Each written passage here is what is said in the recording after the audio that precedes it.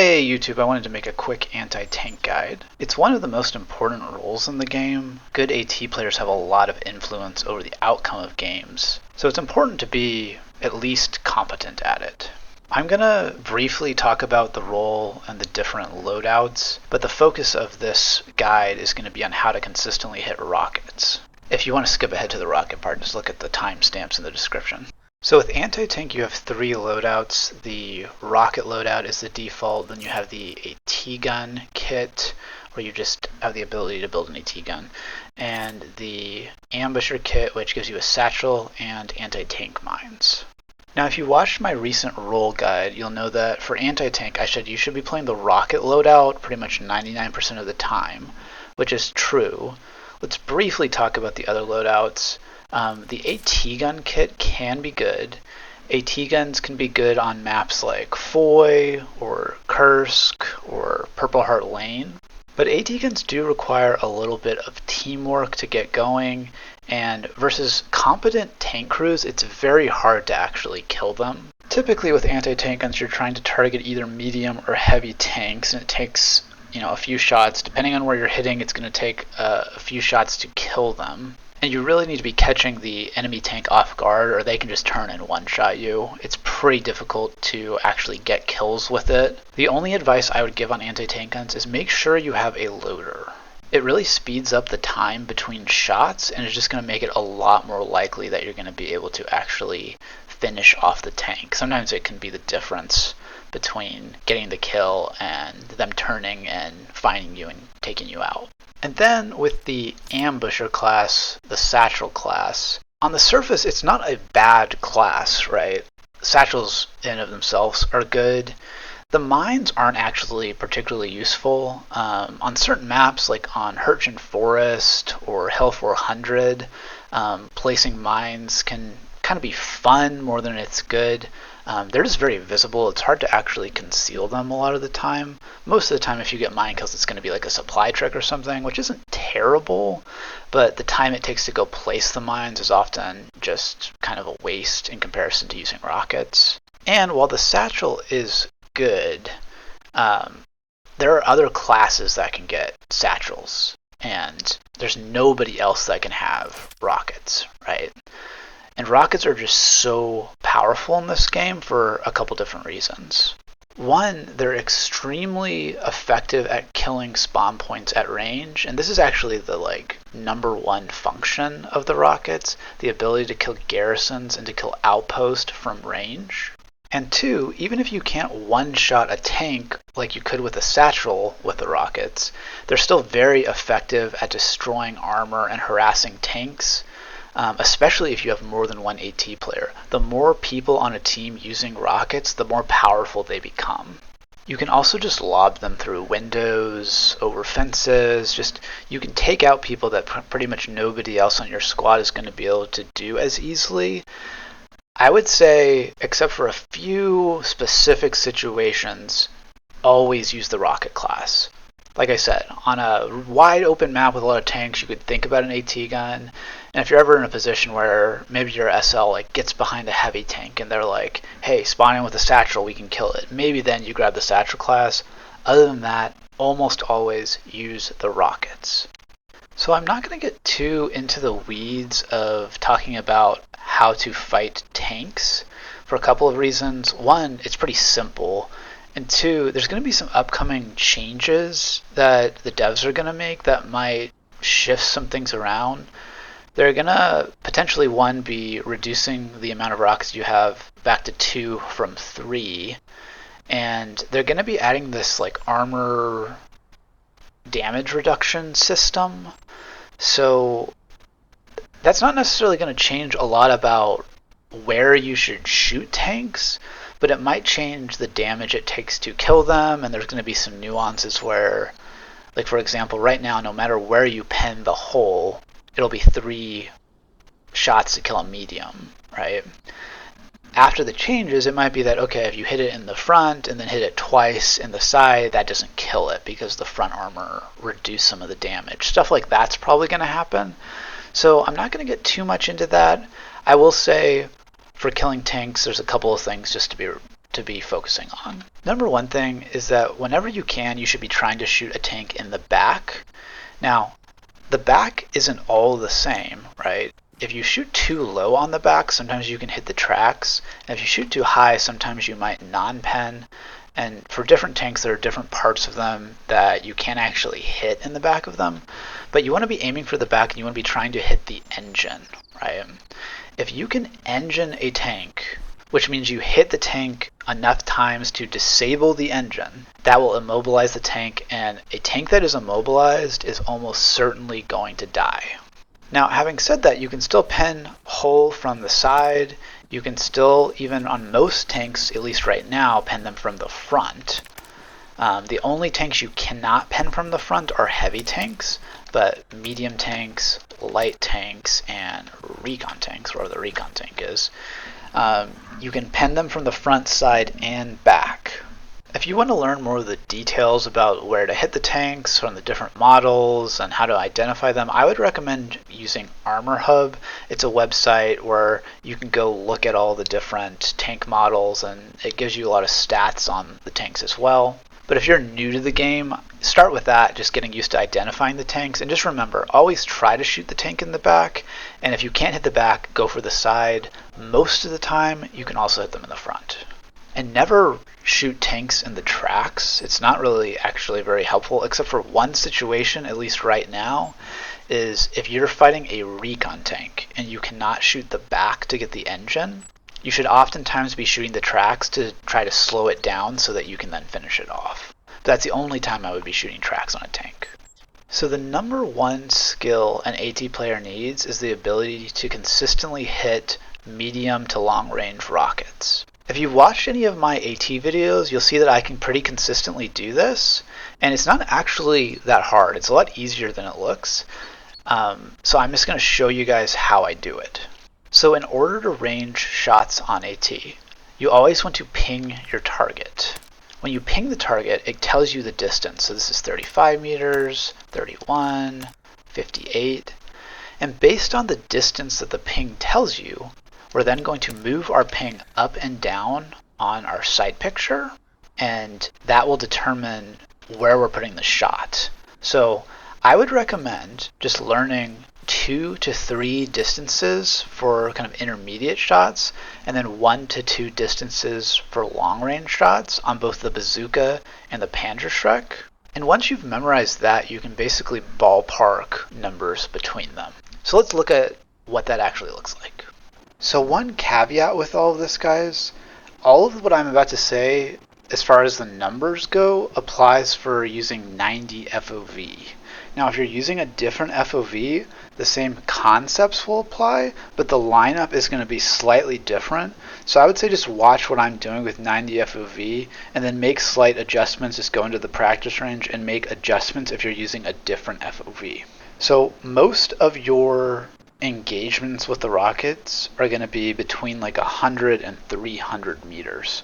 So I would say it's best to just start by memorizing 100 meters and 150 meters. From there, you can really kind of just extrapolate if you can see the difference of 50 meters between the two lineups. So this first one with the bazooka, and it is different on the bazooka and the panzerschreck. So on the bazooka, I have a 100-meter target. When we're doing these kinds of intermediate shots, we're always going to be pressing our hold breath button. So for PC, it's shift, right? We want to be holding our breath, okay? I would also have make sure your ping duration is the highest it can be, which I think is 5 seconds in the settings. So for this 100-meter target, to hit 100 meters, you want to put the ping inside the sort of opening of the bazooka here. There's this kind of crescent-shaped opening here at the bottom. You put the bottom of the ping at the bottom of that. That is 100 meters. And then for 150 meters, if you look on here, below that crescent-shaped opening, there's another sort of indentation in the rocket in a similar shape in the bazooka. You're going to put the ping just down to the next sort of line. So for 150 meters, for this target, I'm going to put it down about here. See that line just in the indentation there? So this is 100, this is 150.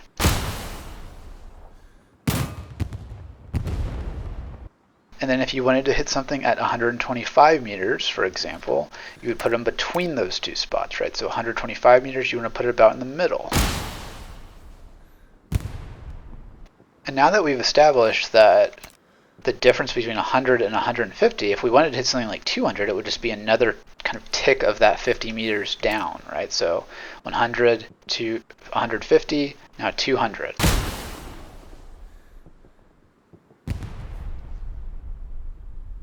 And that is all I have memorized for these intermediate shots with the bazooka, just the 100, 150, and then you can just kind of extrapolate. So 200 meters, 250, about 300 would be something like there. And it's just a little bit of guesswork when it gets, past like 250. It's a little bit harder, but if you practice and you get multiple shots on a target, you can oftentimes hit something at like 300 and 350 meters. Also, one tip with this, just remember that if you're hitting something that's against a wall, like a garrison against a wall, you can aim a little higher because you'll splash off the top of it. And also, if you're trying to hit a tank, you want to fire a little bit higher because the hole is sort of oftentimes midway up the tank. You don't want to hit it like too low. So aiming a little bit higher, just imagine that you're trying to hit like 10 meters past the tank in order to hit the hole. The point is just err towards the side of aiming a little bit higher most of the time. And now for intermediate shots with a panzerschreck. I personally find it a little bit harder to use than the bazooka, and I've seen some different like ranging guide pictures on the internet, and they always seem like a little bit maybe off to me. But for 100 meters on the panzerschreck, you want to put the ping about here, sort of. You have this bolt in the middle, right? There's the top of the bolt, the middle of the bolt, and then the bottom of the bolt. You want to put it about halfway between the top and that middle portion, so about right here should be about 100 meters. Also notice with the panzerschreck, you want to put the ping a little bit to the right of the kind of middle of the bolt, right? Because you want the ping to align with the actual sight of the panzerschreck. So for 150 meters, you want to put the ping about the middle, so like the top-ish of the ping should be hitting around that middle part of the bolt.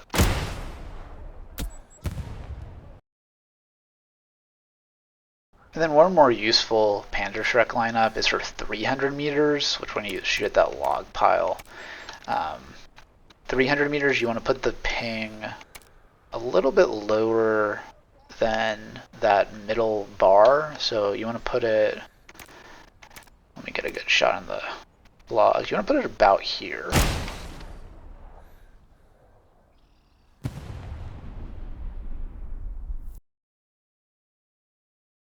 And then moving on to long-range rocket snipes. So there are some lineups that you can hit pretty long range. This first one we're going to look at is 600 meters for the bazooka. If you don't want to learn this one, it's a little less precise than learning 740 meters, which I'll show you guys in a second. But for 600 meters, I've marked a target here. You're going to put the ping right about here, and then you see there's this white little part. It's shaking for some reason in explore mode here. There's this white part, little notch at the bottom here, this like white line. You can put the ping to the left of that. That should be about 600 meters.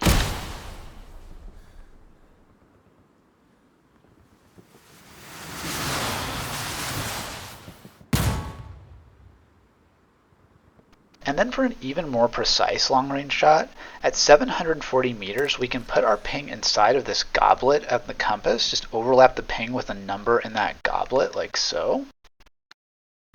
That's exactly 740 meters, so let's hit our 740 meter target.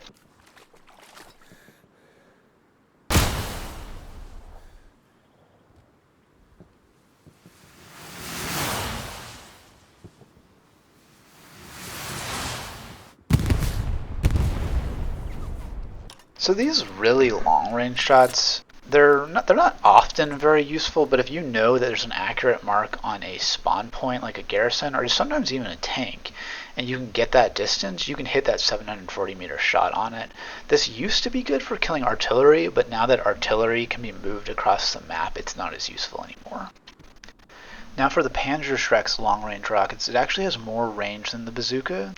The bazooka maxes out at around 750 meters, that's why we were doing that 740 meter shot. The panzerschreck can actually get up to 960. I would recommend learning 875 though. It's pretty easy to do in comparison to the 950, 960 shot, which I'll show you guys after this. But for 875 on the panzerschreck, all you want to do is put the ping with the numbers of the ping on top of the numbers of the goblet like this. And this is the only one for the 875 panzerschreck shot that you do not want to hold your breath for. So you're not going to press shift or whatever your zoom in button is. You're just going to click like this, line up the shot without zooming in, and fire. We just have a random target for this one.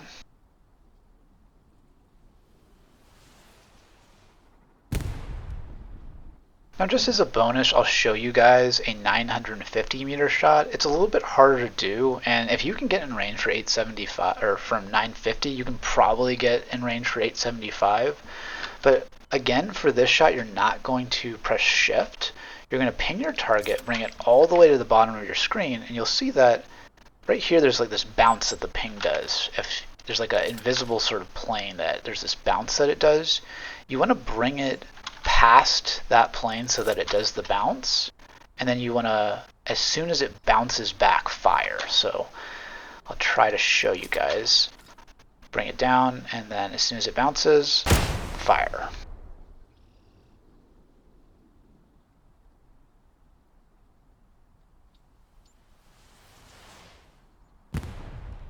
And that's about as long of a panzerschreck shot as you can get. And that is it, guys. That's my system for hitting rockets. There's different nuances to it a little bit that you have to make adjustments for. If a target is like above or below you, then you have to kind of adjust for elevation, fire a little bit higher, obviously, if it's above, and the reverse for below. If a target is moving, obviously it's a little bit harder to hit. Just know that if you ping a target that's moving away from you and you're trying to shoot it, just fire past the ping. So like if I had, let's just say an 83 meter shot, normally that would be about here. If it's moving away from me, I'm going to fire like it's like a 125 meter shot to try to hit it. And if it's moving sort of perpendicular to you, then you're going to have to lead the shot. That just takes a lot of practice trying to, and it's just guesswork at the end of the day. You can just work on that when you see moving targets. Just know that you got to put it pretty far out ahead of a target that's like 100 meters away from you. And if you're enjoying this content, like and subscribe. We're getting pretty close to 3,000 subscribers, which will be a pretty cool milestone. And if you guys have any questions, just get in the comments, let me know. I'll try to get to all of them.